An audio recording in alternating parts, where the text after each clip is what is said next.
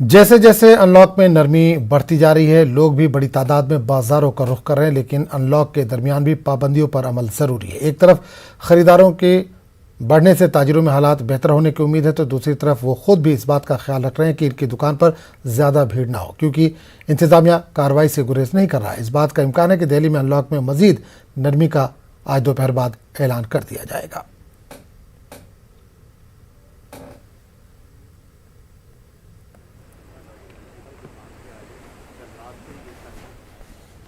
स्थिति ज्यादा खराब है, बहुत ज्यादा डाउन है। लेकिन यह है कि जैसे लॉकडाउन खुला है, आसार ये लग रहे हैं कि 10, 15 या 20 दिन के बाद में या महीने के बाद में खुलेगा काम, लग रहे हैं। अभी तो धीरे धीरे पब्लिक काम कारोबार से परेशान है, तो इस वजह से काम भी नहीं खुल रहे लोगों के, परेशान है लोग। नहीं देखो, जैसे कि लॉकडाउन जो लगा इसमें तो बहुत हल्का काम दिया है, बहुत ही ज्यादा हल्का।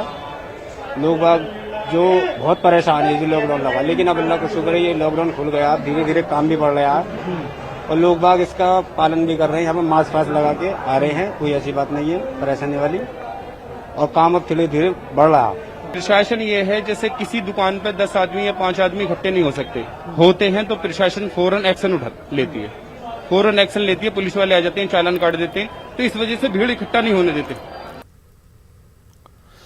मुंबई के लोगों के लिए बारिश